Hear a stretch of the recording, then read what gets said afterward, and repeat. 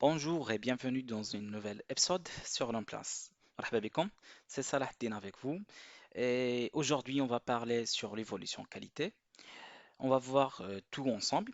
Mais avant de commencer, je vais vous poser une simple question. Avez-vous jamais pensé de la qualité des produits que vous mangez au quotidien? Parce qu'apparemment, Luffy n'a jamais pensé de la qualité des produits qu'il mange. Et si vous allez me poser la question, pourquoi? Pourquoi? Pourquoi je vais faire une chose pareille?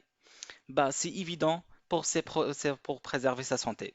Et aujourd'hui, on va voir ensemble comment ça se passe dans l'industrie pour contrôler la qualité des produits. C'est énorme. Savez-vous, c'est juste pour déterminer la qualité des produits alimentaires, c'est juste un exemple. Il faut vérifier plusieurs aspects et plusieurs dimensions sur lesquelles on va mesurer est-ce que le produit qu'on va donner au consommateur est de qualité ou pas. Il faut vérifier sa valeur nutritive, il faut vérifier son arôme, il faut vérifier les- la, la réputation, les types d'utilisation, tout ce que vous voulez, le prix et la disponibilité. Et la durée de vie, bien évidemment, il faut vérifier plusieurs aspects. Et c'est ça pourquoi c'est intéressant de voir comment ça se passe dans l'industrie pour contrôler la qualité. On va commencer depuis les années 1920 et on va voir comment ça se passe aujourd'hui.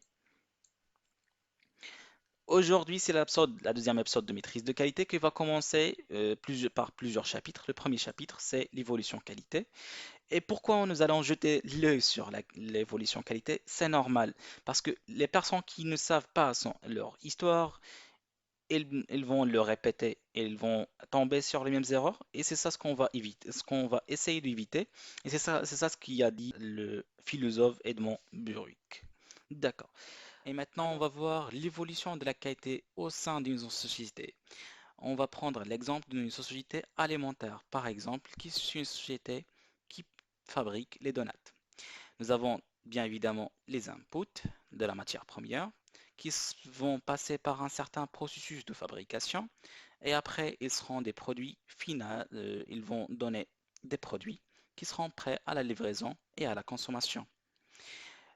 Pour contrôler la qualité de ces produits, dans l'industrie, dans un premier temps, dans les années 1920, l'industrie ont commencé juste par l'inspection unitaire, c'est-à-dire chaque produit ou bien une multitude de produits seront examinés à la fin de la production pour déterminer est-ce que le produit est de qualité ou pas.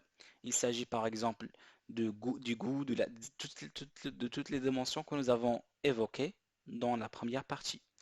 Et après, le domaine de l'application de la qualité s'est élargi pour prendre en considération le contrôle statistique des produits processus. Il ne s'agit plus de contrôler le produit, mais aussi de contrôler le processus. Ça a commencé dans les années 1950. Et après, dans les années 1970, ils ont développé l'assurance qualité, c'est-à-dire le respect des procédures pour donner plus de confiance au processus de fabrication, pour donner les résultats escomptés, c'est-à-dire les résultats attendus par le système. C'est-à-dire de donner quelques spécifications pour le procédure, pour le processus de fabrication, pour donner de meilleurs résultats. Et après, entre les années 1980 et 1990, nous avons développé tout ce qui est en relation avec le management total de la qualité, c'est-à-dire les normes que nous voyons aujourd'hui, de ISO 9001 par exemple, il y a d'autres normes bien évidemment. Il y a l'approche processus, le PDCA que nous allons découvrir dans les prochains épisodes, et le système management qualité. Et tout cela, il ne cesse que d'évoluer dans le temps. Et aujourd'hui, nous sommes en pleine croissance de l'industrie 4.0 et aussi dans l'approche d'excellence opérationnelle. Ça ne cesse jamais de... Voilà, c'est ça notre récap. Il y a de la matière première qui est fournie par des fournisseurs, des inputs qui donnent des produits pour les processus qui sont dans la société, qui donnent par la suite des produits qui seront inspectés par le contrôle qualité, d'accord? Et voilà, pour avoir dans le temps, dans les années 1920, il y avait juste le contrôle qualité qui consiste à faire examiner et comparer les résultats aux exigences spécifiques en vue de valider la conformité. Et après, nous avons élargi la cercle de qualité ou bien le domaine d'application de la qualité pour inclure les processus dans les processus pour assurer une meilleure qualité. C'est-à-dire une assurance qualité. C'est l'ensemble des activités préétablies pour qu'une entité satisfera les exigences de qualité.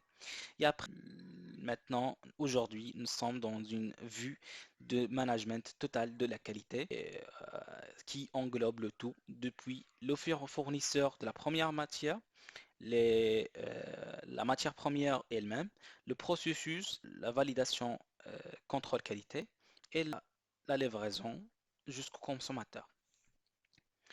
Voilà, c'était tout pour moi aujourd'hui. J'espère que la vidéo a été utile. N'oubliez pas, si la vidéo a été utile, de faire un j'aime pour supporter la vidéo. J'ai oublié les donats. D'accord. Alors, n'oubliez pas de faire un j'aime pour supporter la vidéo et subscribe, les amis. Merci. À une autre vidéo. À bientôt.